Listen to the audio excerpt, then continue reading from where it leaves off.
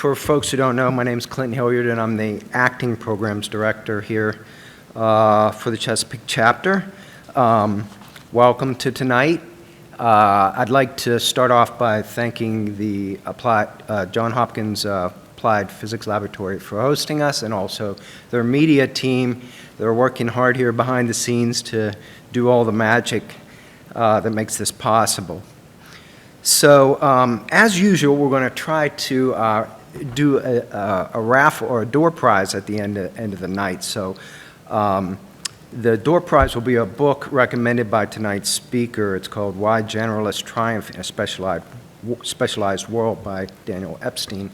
And I'll do that at the end of the presentation after the question session. And basically, for the winner, I'll use your registration email to send you the book. If you're not here, if you're here, then, which most people aren't, then I'd normally hand it to you.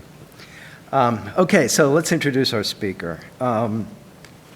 Tonight, we are very honored to host Dr. Erica Palmer. Dr. Palmer's area of research and teaching are with modeling and simulation of social and socio-technological systems that are often connected with systems of sustainability. Dr. Palmer is a senior lecturer with the Cornell Systems Engineering Program. She is professor of special programs at Defense Acquisition University.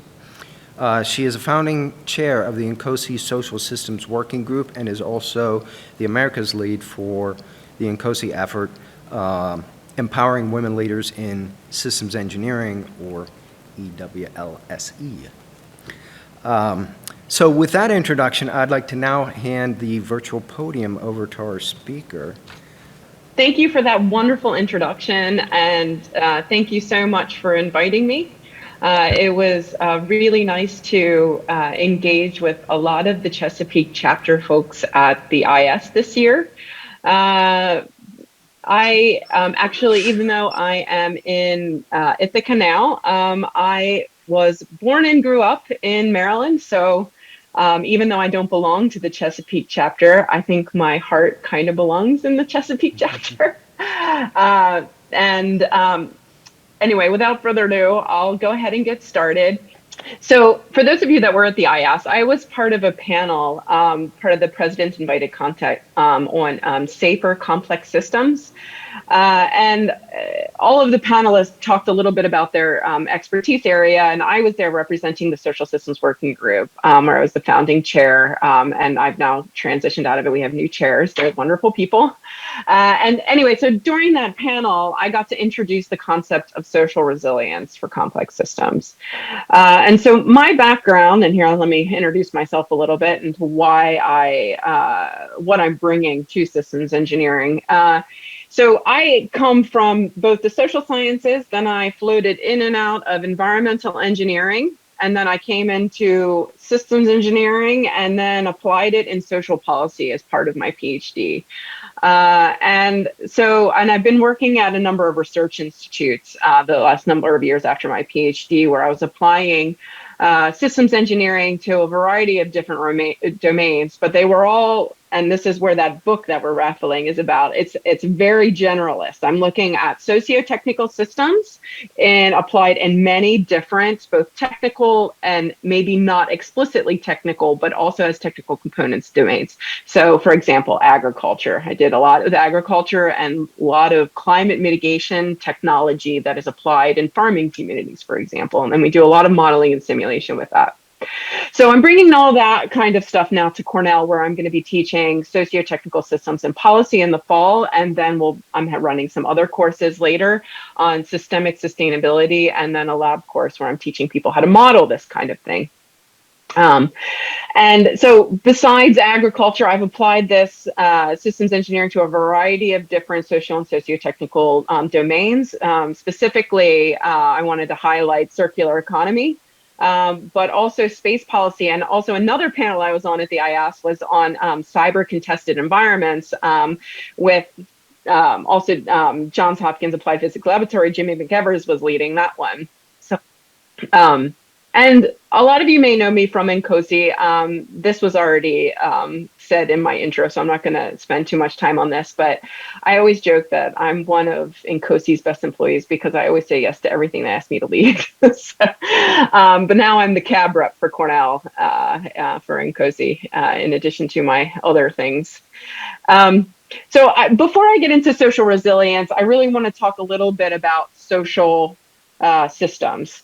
And so today I'm going to spend the next 40 minutes or so discussing social systems and then social resilience, and then thread that through an example.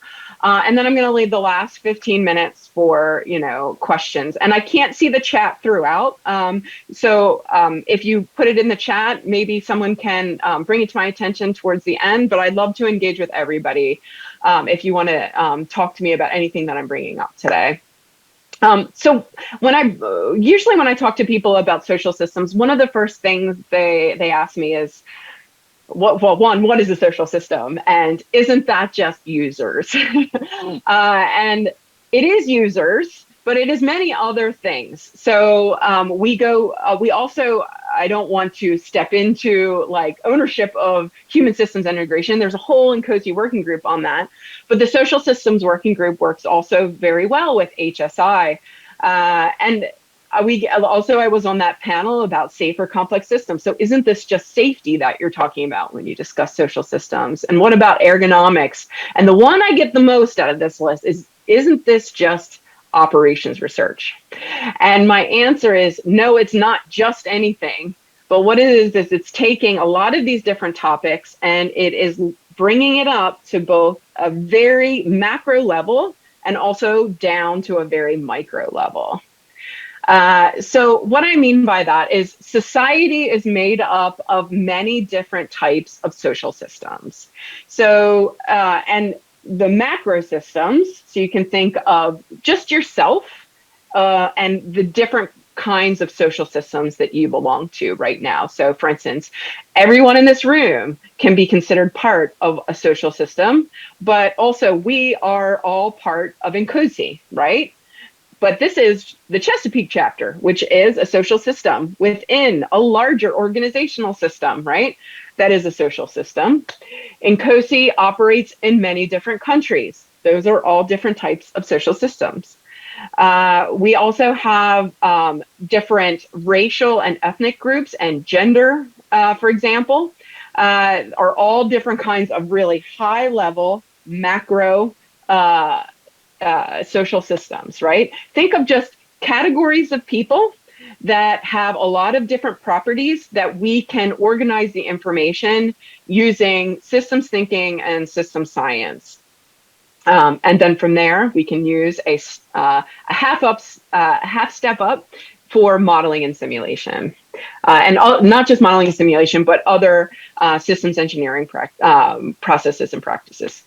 So I also want to call attention to law and policy systems, because this is a lot of the work that I've been doing lately is really in this domain. There's also, I want to highlight, there's a new law working group that's very exciting at Incose.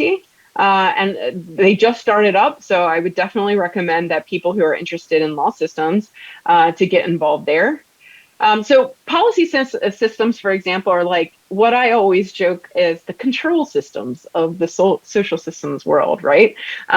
When you develop a policy, you're trying to change the behavior of a social system, but the policy system is a system of itself acting on different social actors coming together for some sort of desired system behavior, and the policy is acting on it in order to change that behavior, and because someone has deemed the behavior that it produces as undesirable or suboptimal in some way. And I also want, on the more micro level, I want to call attention to a couple different, what we call social constructs. So I happened to notice in the chat right before we started this call that some people are coming from the social sciences, and that's fantastic. I'm so excited. As you know, founding the social systems working group, like that was one of our goals, was to get social scientists into different Incose events. So I'm like, seeing it live. It's amazing.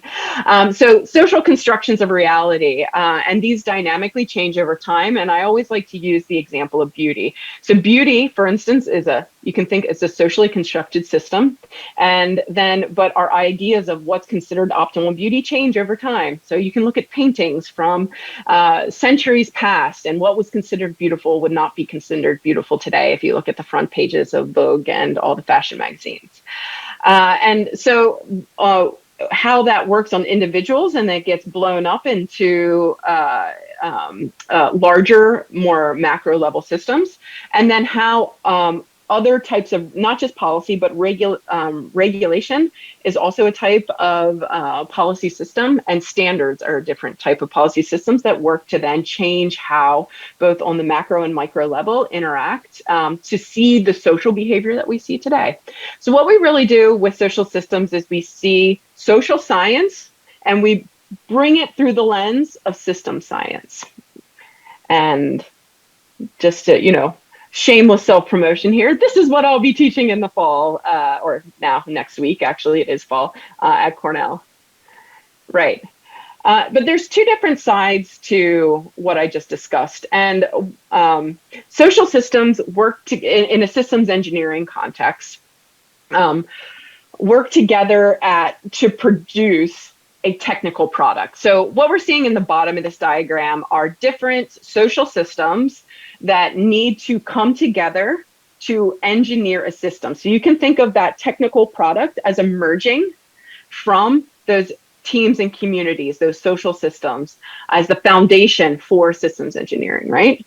And then if you follow then that life cycle of systems engineering to where that technical product is produced and then is out into society, that product has an effect in society in some way. So you see this a lot with when you're looking at sustainability, right? It's very easy to see when some sort of technology has an undesirable effect on society. One of those, for example, has to do with, we see a lot of things with transport and critical infrastructure for transportation. So it's a very good example of how it can marginalize different communities, right? By splitting them up or making it difficult for different groups of people to access different areas, right? And so when you're evaluating this product between both how it was made and then how it's implemented, we can analyze a lot of different behaviors about how technology operates in society, but also how those different social systems work together to produce the product, and then how that product then is successfully implemented in society. So on the right side, you see two different things here. The socio-technical interface, we have that foundation, as I said, and then there's the impact side. And so in my next slide, I want to talk about that space. So together with Donna Rhodes, who I think many of you may know from Incose, she's a past president of Incose, we developed just recently, it was last year, the definition for or the current definition, it's not the definition, it's kind of the working definition of where we are now. And the CBOK, the Systems Engineering Book of Knowledge, the definition for socio-technical systems. And we're using from this definition from Crowe's 2006, which is really the systems operating at the intersection of social and technical systems. Right now, the development of this in the state of the art and also state of the practice is really just starting to emerge in systems engineering. And a lot of people are using these terms, and they're using them in lots of different ways. And so putting that out in the CBOK is like giving us, everybody, kind of a level playing field on a really basic level of, where to start. And so in the previous slide, when I was talking about this socio-technical interface, about where the social and the technical meet, what you're seeing there is a conflict space. So the socio-technical interface is made up of two different kinds of systems that have interacting dynamic goals. So you have social systems that want to have one behavior, and you have, for instance, policymakers or engineers or lots of different kinds of social systems that are trying to implement a technology into an existing social system. and they have different goals than what the technology is going to be embedded in. And you can often get conflict in this space. And so the picture in the background needs a little bit of an introduction. So even though I was born and grew up in Maryland, between that part of my life and actually just now, starting here at Cornell, all the in-between time was spent in Norway. I met a Norwegian and fell in love, got married, and got stuck there for about 16 years. And so what you're seeing here in the background is our farm. We live on a farm in the Norwegian countryside, and it's about halfway up Norway. It's 5 hours south driving from the Arctic Circle, just to give you some reference point. And yes, there is land there for agriculture, even if it sounds super cold from my description. And so I'm going to be highlighting an example in just a moment about the introduction of climate mitigation technology into farming communities in Norway. But what I wanted to really illustrate with this picture is that Norwegian farms are not only small because we don't have, it's mountainous, we don't have like a lot of open space, but they are also very embedded into cultural identity. So for example, even though I'm not a farmer, my husband is not a farmer, and well, my children are not farmers yet, but we live on that property. And also, even though we live now in the United States, we still have this property and we will never give it up because farming is still very much part of our family identity, even though my husband is a software engineer and I am a systems engineer and an academic. So it's very how that relates to social resilience in social systems is really important. And the reason why it's important is because the different social systems and how they're made up, it can offer a type of resistance. So you can describe social resilience or resilience in any kind of, or in many different kind of theoretical frameworks. But you can more easily view them simply as systems of resistance and adaptation, or at least part of it. There's a lot of other aspects to resilience when it comes to social systems, but these are the two I really want to highlight today. And so I'm going to be using, and again, this is one of many. There are like lots of different, but theoretical approaches to social resilience. But one of the things that I like about this particular theory is that it is combining theory from social and natural sciences together with complex adaptive systems. And also, this is just a bit of a funny point. And if there's anybody here from the Complex Systems Working Group, I'm sure you would like argue with what I'm about to say. So forewarned, trigger alert. A lot of people like to say complex social systems. And the name of this talk has complex systems in it. And when I on that panel that I was on at the IS, it was safer complex systems. I really don't like using the term complex social systems because I would really, really like for somebody to try to find me an example of a social system that's not complex. And so those of you who know Mike Watson at Incose, who is the chair of the Complex Systems Working Group, we were in conversation much more colloquially, and it's definitely not the official definition, but we like to describe, a complicated system becomes complex when you add the social system to it. Because you wind up getting all of this, not only uncertainty, but you get a lot of different interacting dynamic goals that are then tied to a particular piece of technology. And so anyway, Sorry, that was a bit of a rabbit hole, but I felt like I needed to mention it. So I wanted to talk about McLean 2014 and the 6 different attributes. And this is more like what I wanted to leave everybody with as more the theoretical academic perspective coming from socio-technical systems. So we have knowledge, skills, and learning, community networks, people-place connections, community infrastructure, diverse and innovative economy, and engaged governance. That's a lot of stuff packed into there. And I'm only going to unpack part of it with an example of each of these threaded through an applied example of climate change mitigation technology in Norway. So knowledge, skills, and learning, knowledge partnerships. Well, first, let me introduce of course, my introduction or my example first. But Norwegian onshore wind. And if you've heard me give a talk before, I'm sure you have heard me talk about Norwegian onshore wind because it is the prime example of when things go wrong with socio-technical systems. So a little bit of a short story before I get into this.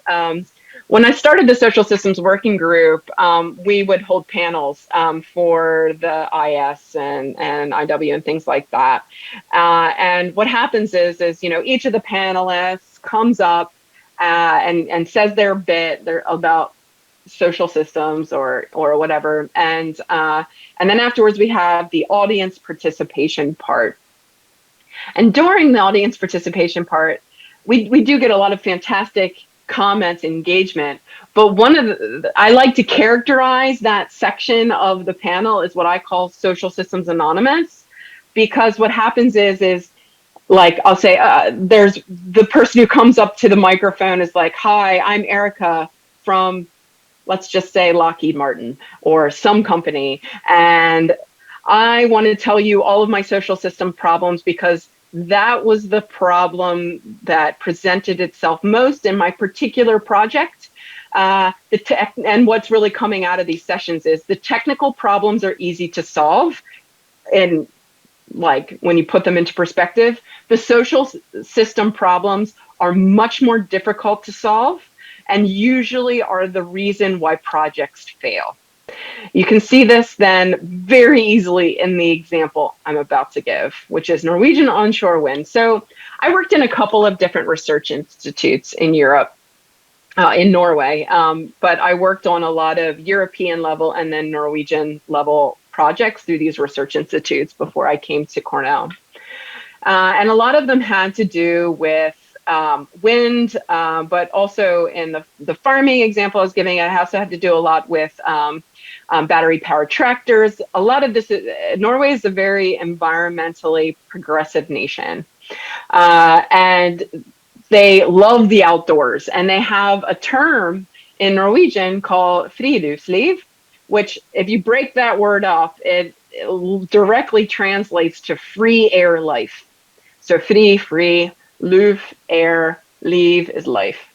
And like they have like, oh, if you call yourself a frilufts like person, then you are someone who goes hiking and skiing all the time, and you just really get recharged from nature. And they have a lot of different recreational activities that are designed completely around this kind of really it's a part of their cultural system, which is the type of social system. And they have then their identity system, their social construction of what's considered a good person, a good Norwegian person, right, is someone who spends a lot of time in nature and does a lot of outdoor activities. So, for instance, skiing. And so even, for instance, in the schools, they have lots of like programs for children. My son, who is 11, my older son, he had to go ski. They had skiing like as part of their normal public school experience, where he'd have to bring his skis to school, and then that would be like what they were doing that day. Or a whole day of school where they just spend it outside, right? Where they're like, they call it outside school. It's every Thursday. And so like it's built into what we call their social infrastructure, this friluftsliv. And like the social infrastructure is what we consider different physical structures in communities where people can come together. So you can think of this as like hardware, software. If the school is like the hardware, the communication and the learning and the actual physical interaction of the students and teachers and everything that goes on in a school, you can think of that as like the software, but that's also the behavior of the social system. But they have the space in which they operate, which is the school itself. And then we have like, for instance, transportation systems that gets people to schools. And so think of like all the movement of people and where people can communicate and operate is the social infrastructure. So we have this in Norway. We have the friluftsliv as part of the identity. We have then the different social infrastructure in which this friluftsliv is interacting. So with like schools is learning, but friluftsliv, so they have competing goals, but then they merge together so that they can operate together. And because of this love of the outdoors, then Norway makes sense that they are an environmentally progressive nation. Nobody wants to, pollute in their own backyard. So like, but there's this big paradox, if you're familiar with Norway, is like they have a lot of oil, but they can't see the oil, right? Like in terms of the production, it's all offshore. So then it really is a bit surprising when you see headlines like this, such as government drops state windmill plan. So why would that be? Why would this country where like people love the outdoors, they like they want to save the environment, they have in certain cities, they have, when you're talking about environmental politics, they adopt like green radicalism where they make it uncomfortable for you to do the wrong environmental behavior, for instance, like closing down all these like roads in the city center, so you have to take public transport, stuff like that can make your life, even for somebody who's very environmentally progressive, it can be very difficult to live in that way. But then when it comes to something like renewable energy, you think they'd be all about that. They'd be happy to see these windmills operating in the background, to see how they're contributing to the mitigation of climate change, right? They spent millions and millions and millions of, well, this is Norwegian crowns, but it's still millions of dollars, even with the exchange rate. And they had to scrap so much of these kinds of projects because of well, I'm going to describe it as social resilience, but I'm going to tell you in a moment why why this resistance is an emergent property of a socially resilient social system. Oh, right. Sorry. Knowledge. So knowledge partners. Sorry, I'm just having to move the stuff around the screen so I can see. So knowledge partnerships. So it's a property of the social system that makes it socially resilient. And what happens is this knowledge partnerships are where different parts of communities come together to form some sort of alliance for a specific initiative. So it could be for like the environmental good, right? So we have a coral reef that we want to try and save. So we have local community stakeholders, we have different with science and academia, and we have policymakers coming together. We got to get this done. And then what they are doing in that context, for instance, is not being very like, they're being resilient, but in a different way. They're adapting to a system shock, right? So they are so knowledge partnerships are focused stakeholder resilience to absorb some sort of system shock. So if it were to save a coral reef, they're like, oh, we have to use this strength of our social system in order to absorb that shock and then adapt the system. So they have to change the behavior of the system in order to fix that particular problem, right? But one person's solution to a problem is another person's one person's solution is another person's problem. So in the case of Norwegian onshore wind, and offshore wind is also a problem here, I want to admit, but the more obvious example is onshore wind. One person's solution to that, like to climate change, let's build windmills, is another person's problem. So I'm gonna then, I won't be able to see it, but in the chat, I'd be really curious to know if there's anybody, and if you've seen one of my talks before, don't spoil it, but if you can figure out the reason why, if any idea why Norwegians would hate windmills in local communities, please offer it in the chat. And I won't spoil it quite yet, but in a moment, I'll explain to you why that is. So in Norway, for the particular reason why they didn't want the windmills, the different parts of the community came together to stop the change, stop having the windmills come in. And so they weren't adapting to a problem that, you know, was the climate change problem. They were adapting or resisting any change, because for them, the problem was the change. The new technology coming in was a change. So this was social resilience as resistance, and they were able to stop it, as I showed from that news article. So social capital. I always like to give the example of social capital in terms of interconnected communities. If you've ever been in the unfortunate situation where you have suddenly been out of a job all of a sudden, perhaps they were laying people off.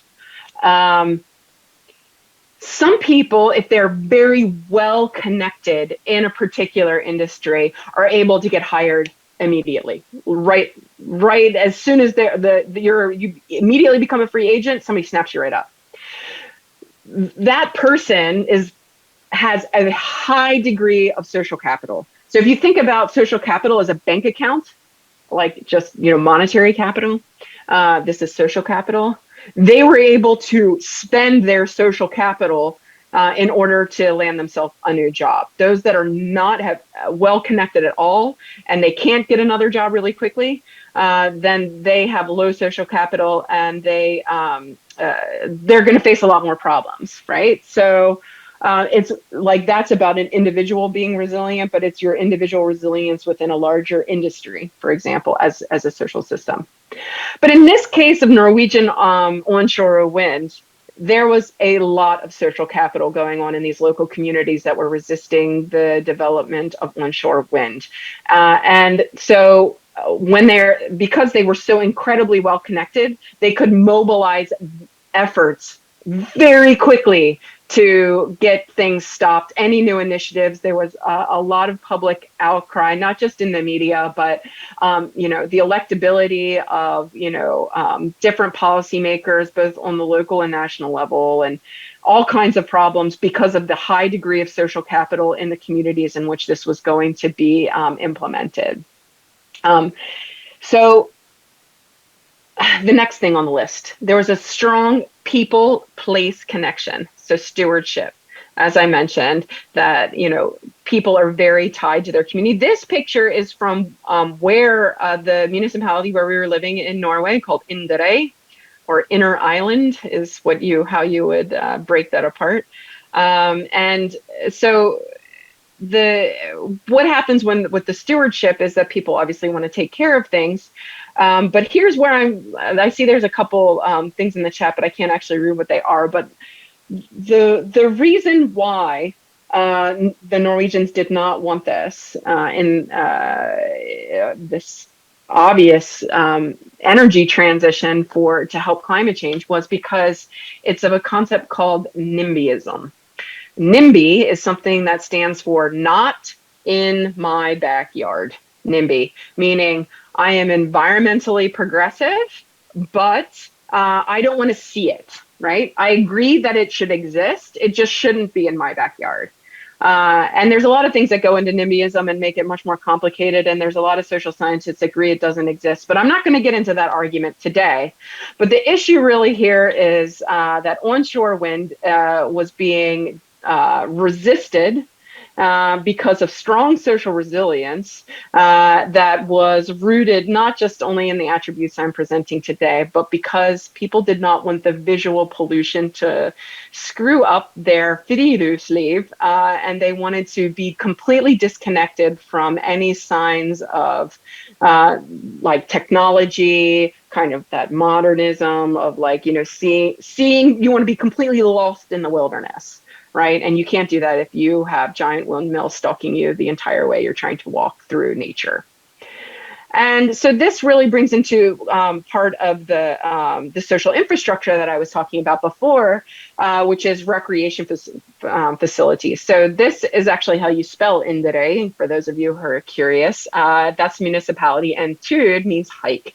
So in the municipality that I was living in, they have Indere Tud, which is a recreational program where you get points through an app when you check in at different posts like this on these different hikes. And it's very competitive for the locals in these communities to score. You can see how many points other people have. And so you're constantly trying to get out in nature. And so this is the kind of social infrastructure that's been implemented as part of this friluftsliv system. But it's also what is creating this incredibly resilient social system that is going to be really resistant to any kind of socio-technical changes that would require them to compromise their friluftsliv like identity, right? And it's really coming from like a place of love, like when people say they love their country, or what they're doing is they're identifying with parts of that national system that's integrating with their sense of self. And then you're seeing a lot of that here in terms of this resistance to specific kinds of technology and how they embed successfully in social systems. So. And this is the fifth attribute on that list. And the reason why I like to bring up onshore wind so much is because what is really exciting when you talk about any kind of projects or, you know, presenting any kind of material to an audience in any way is talking about failure tends to engage people a lot more.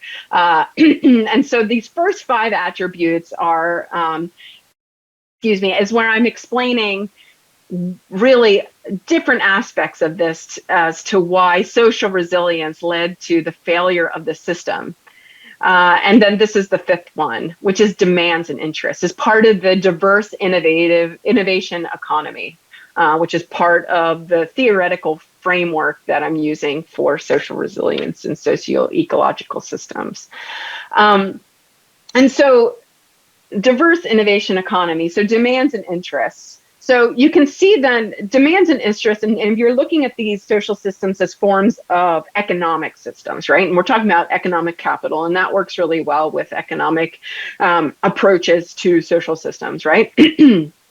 And each of these different interacting social systems demand different things, like the social systems that it needs to be embedded in these communities are demanding that they have what they are usually expecting from their normal daily social interactions in life, right? Which is this friluftsliv concept.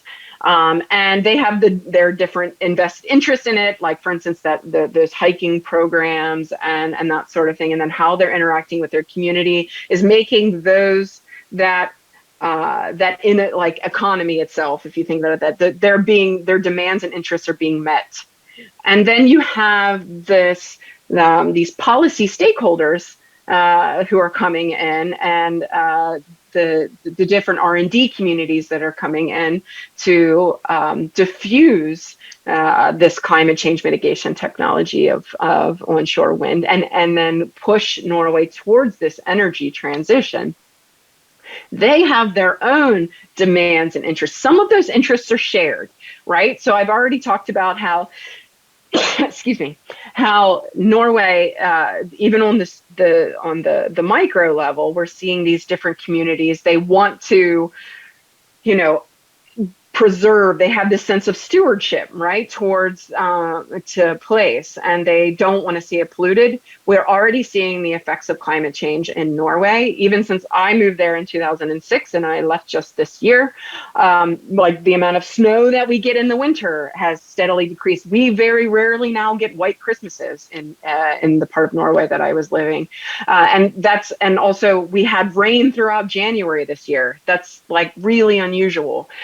And that's progressively getting worse. So it's very easy to see the effect of climate change the closer you get to the poles. And so, like, the community wants that change to stop, right? And windmills will help stop that change.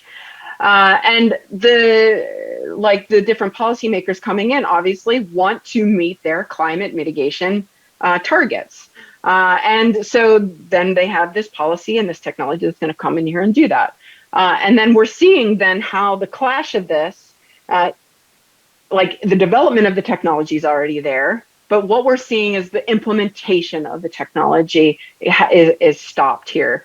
So remember when I was saying a moment ago when I would hold these panels at Incose, and I always joke that, hi, I'm Erica from Lockheed. And the reason why I do that is because we have a lot of people from Lockheed who are taking courses at Cornell. But I'm not picking on Lockheed. I don't mean it like that.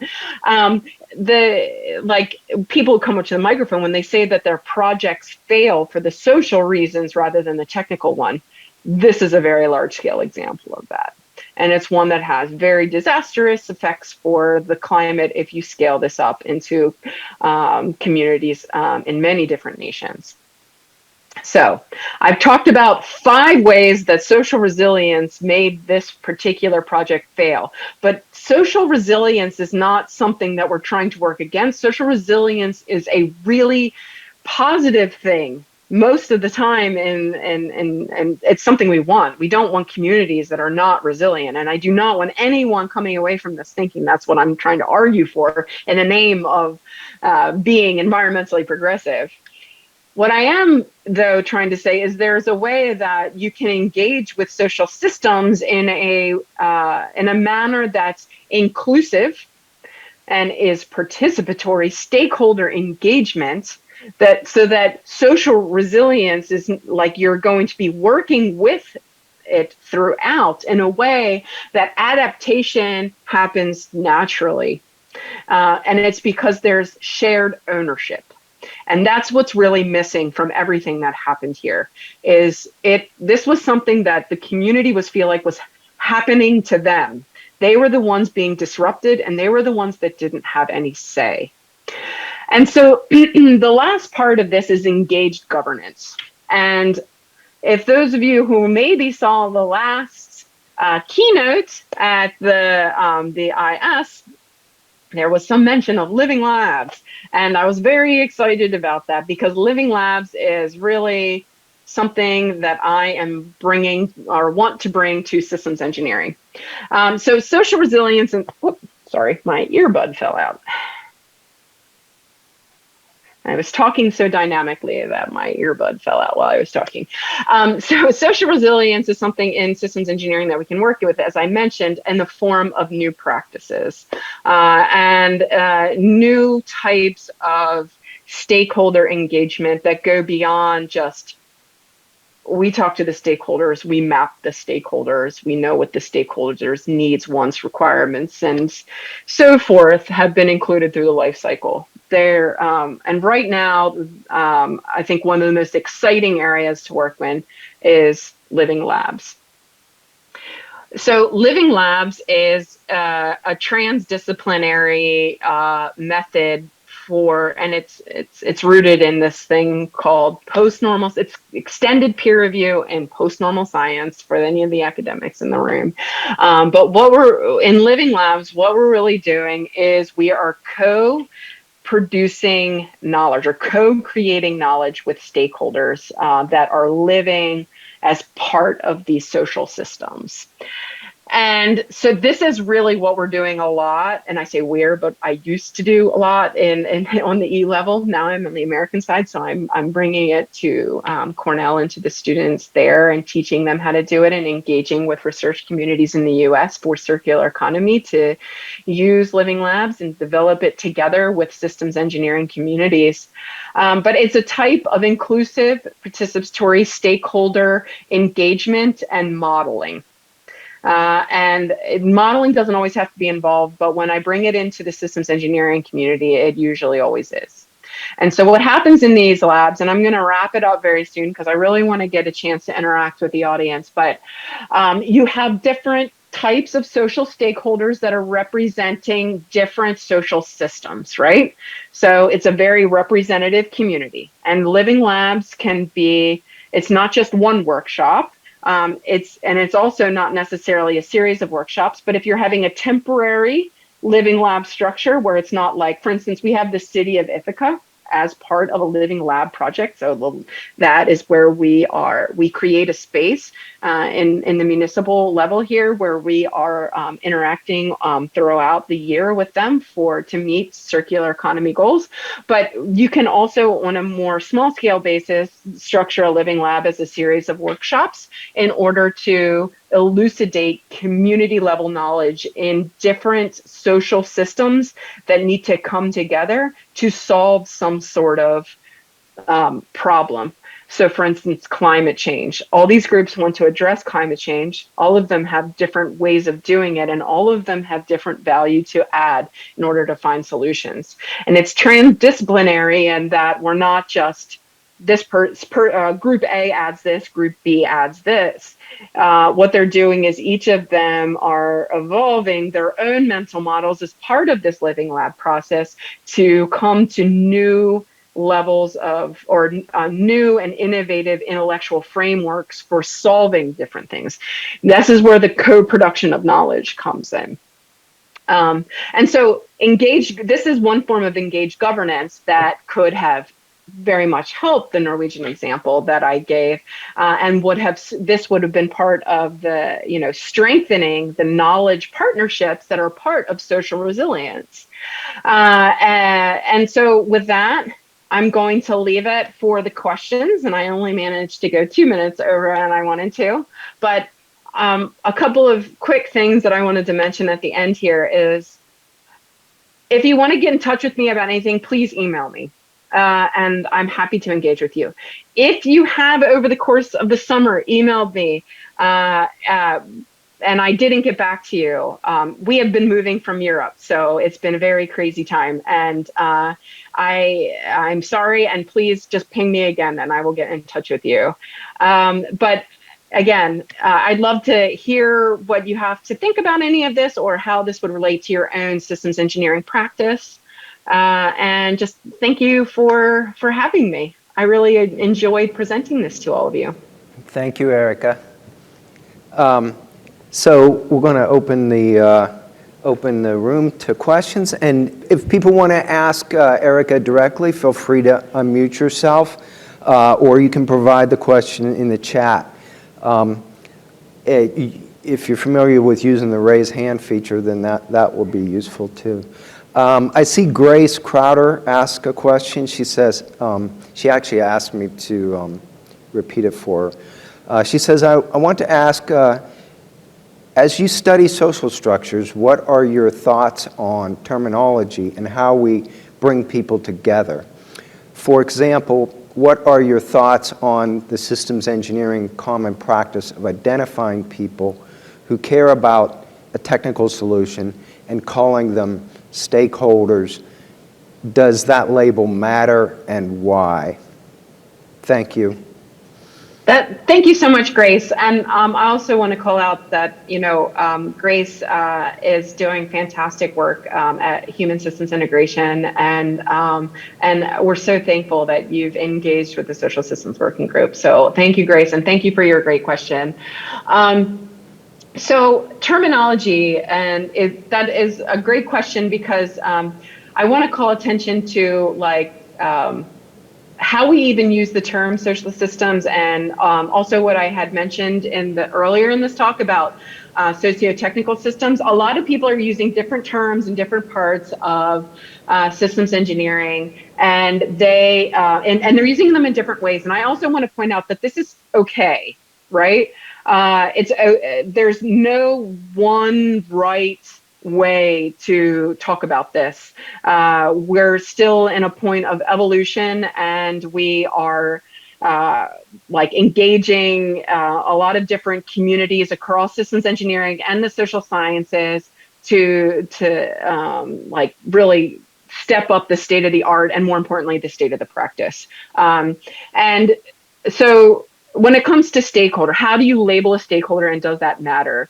The definition of a stakeholder, and whether I wouldn't say that it matters that we're being inclusive, whether you call someone a particular type of stakeholder. I don't think it's that particularly matters. I think when you're working with social systems, the most important thing is that you're looking at the life cycle of a particular technology, for example, and all the different parts of the life cycle and the different social systems that are across that life cycle of the technical product and how it interacts. And you're looking for harm.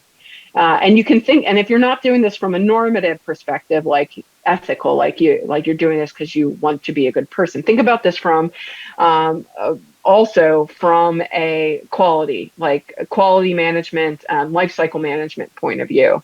So who you're including in there and who you're calling a stakeholder matters from many different perspectives within systems engineering.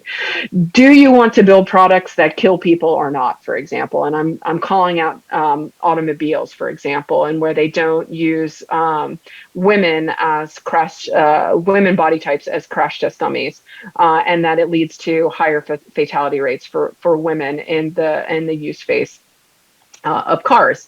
So that's an obvious example where you didn't include a stakeholder and now they're dying, right? And that's there's many other different types of projects where it's much more subtle, right? So who you're calling a stakeholder and who you don't really is determined by the boundaries of your system of interest. And when you're taking a systems perspective, which we all are because we're all systems engineers, everything is connected to everything, and there is no real boundary in actuality, right? It's just the boundary in which we're going to operate. And you have to do that so that you can make it small enough so that you're evaluating your system of interest well, and that you're building the highest quality product that you can, and you're including those that you want to call stakeholders in order to make the best, most high quality product and will have the least, unintended and unwanted consequences. But I think from there, how you define a stakeholder becomes a bit more arbitrary at that point. Looks like we have Alexandra Skalko has her hand up, so I'm going to ask her to unmute and ask her question. Thank you very much. Certainly don't want to jump any queue that might be in chat, but really appreciate the presentation, Dr. Palmer.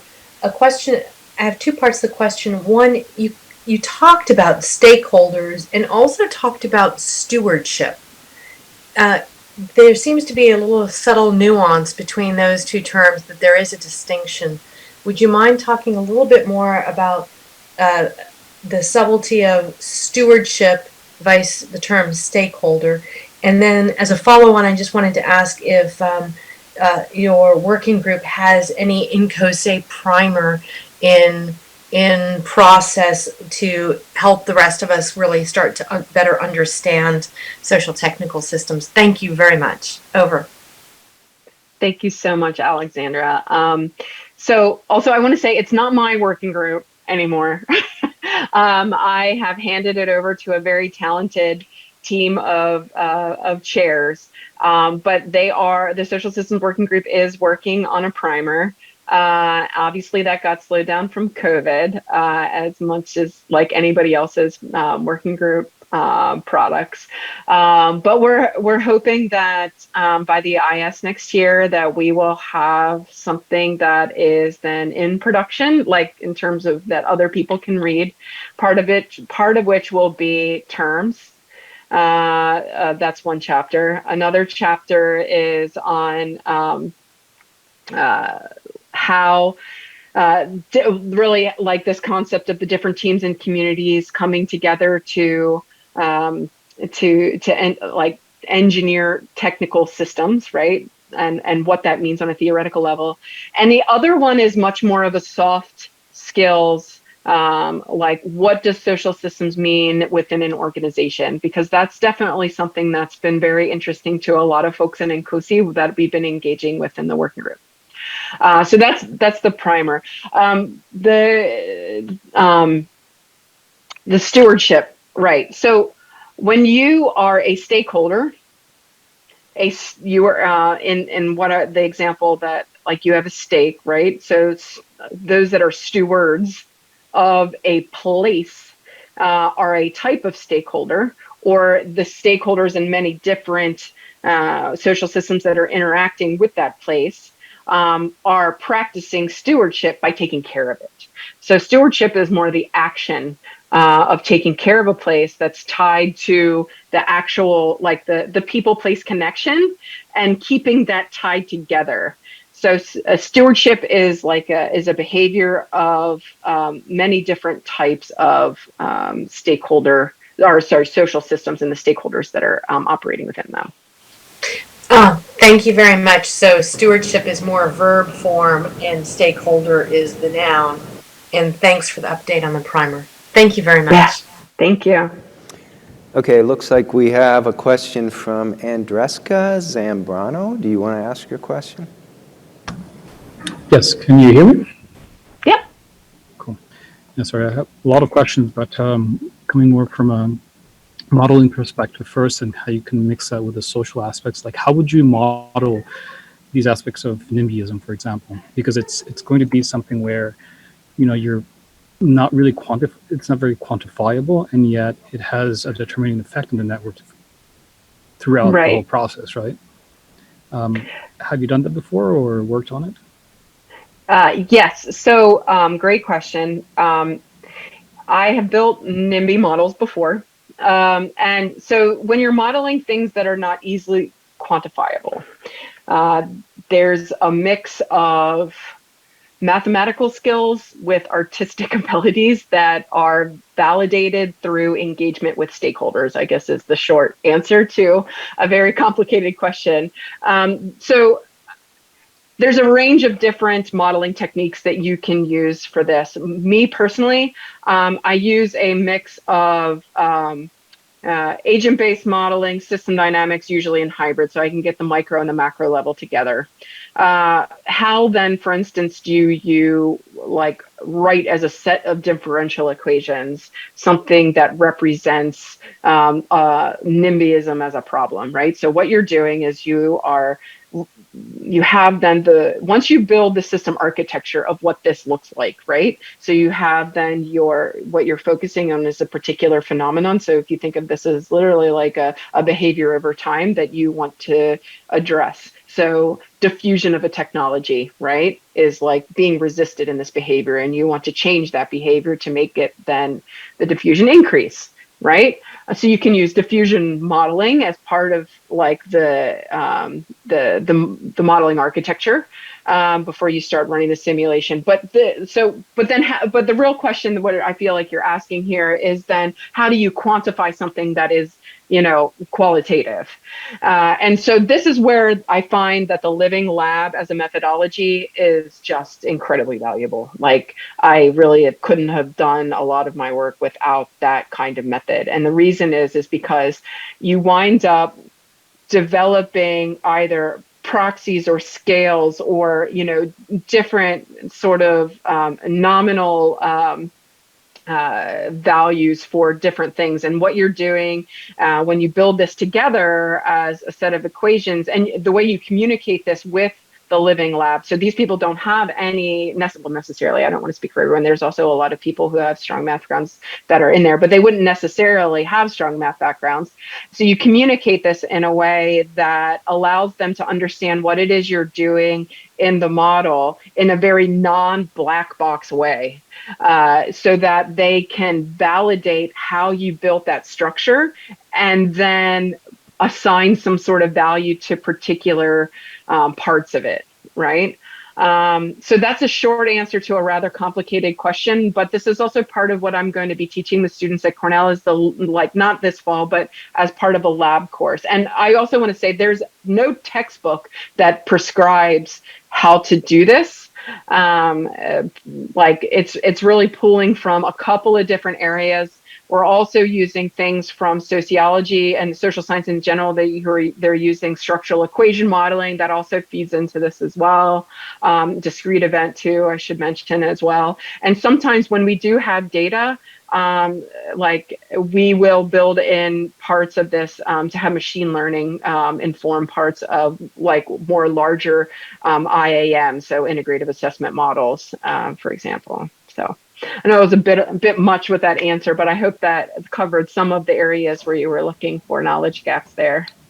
No, it's perfect. Actually, I would want to go into the details because I'm very interested in that. So it gives me a good kind of start. But yeah, there's definitely a lot of questions that I have in between those some of those statements because yeah, like you're saying, it is quite a complex question. And it also changes every time you do it. And so like when I try to explain to people how we do it, really it's how you engage with the stakeholders and figure out what is the particular modeling problem that you're having for a specific variable. And then we work together as not just with the modeling team, but with the stakeholders themselves to figure out how we can look at this through. Once you can build the system architecture, you can usually find ways to quantify it.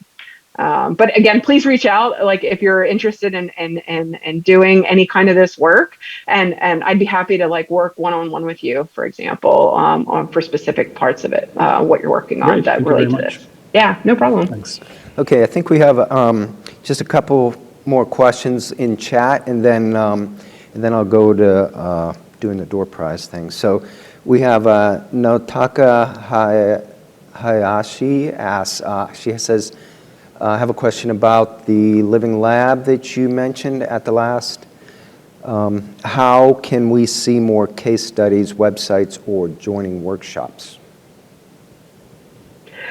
Oh, so you mean becoming part of a living lab is what it sounds Yeah, like. I think Normally in living labs, you are invited.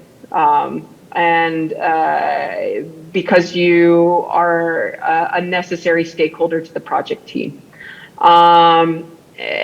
So like, for instance, in the city of Ithaca, different social stakeholders are invited, like, for instance, people who are representing schools or even like parents from this particular school, because we're trying to, find information about how different usages of like building space and lots of different things. But but I also want to highlight there's a couple of different research projects that have used living labs in Europe that want to, as part of the project outcome, was like a knowledge platform where stakeholders can interact with it on the other side of the project. So the like lasting effects of the project that had a living lab. So one of those projects is called Coastal, and it is about it was a bunch of different European countries.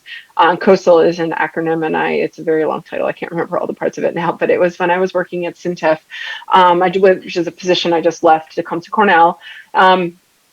That one was about the coastal rural communities and rural development in those areas, especially when it had to do with like climate change and different agricultural practices and different types of industries, for example. And so if any of those were if you were a state, or even just self-identified as a stakeholder as part of any of that, you would then be able to access that platform. And once it's being produced, and it's actually coming out this year, the project is ending this year. So I'm going to run through this really quickly too, because for those of you that know me, I have also a baby waiting for me downstairs, waiting to go to bed. So Okay. I can't stay on too much longer past the hour. But if there is one more question, I'm happy to answer it. All right, we'll take one more question, and then please, just email Erica if you want further information. So Roy here, Tanashri says, great presentation, Dr. Palmer. My question is, what are your thoughts on the increasing collection and use of data in socio-technical systems? Wow, that's a great, timely question. I have a PhD student that's starting right now who is going to be working with that particular issue for native Arctic communities and power dynamics for data collection for climate change and ownership of data. And coming from engineering ethics, what does that mean? So actually, that is an incredibly important question where there's no answer to that. One of the reasons why I've adopted a living lab approach to as a method for modeling is that the stakeholders are brought in and their data is elucidated through the process, and they have ownership of what comes out of it, and they are part of the creation of or new knowledge that they are seeing come to light and strung through the project instead of just being used there as data exploitation, right? So really great question. And I do feel that one of the things that systems engineering can offer are systematic approaches to ethics and data collection for this type of work. So thank you. Thank you, Erica. I just want to quickly provide you with our sort of formal certificate of appreciation. We really appreciate you taking the time to offer this talk to our chapter, and I'll be sure to send you a copy of that. So, thank you so much.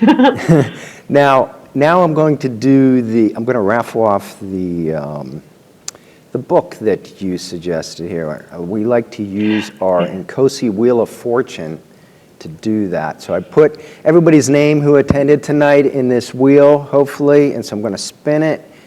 And I hope my name isn't in it. That would be terrible if I were. No, you don't qualify. So, congratulations. Garay, congratulations. So I'll use your email you registered with, and I'll contact you to get a mailing address, and I'll be sure to mail you the book. Otherwise, I think we're going to call it a night.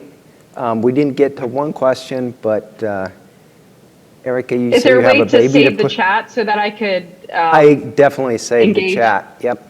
Yeah, and by the way, this will all be put onto YouTube. The slides will also be available. If you go to our website, there'll be an after-action report that will be published.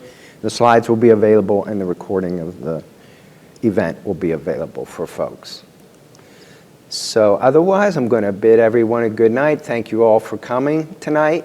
And we hope to do more of these sort of hybrid virtual events in the future. Thank you very much. Have a good night, everyone. Have a good night.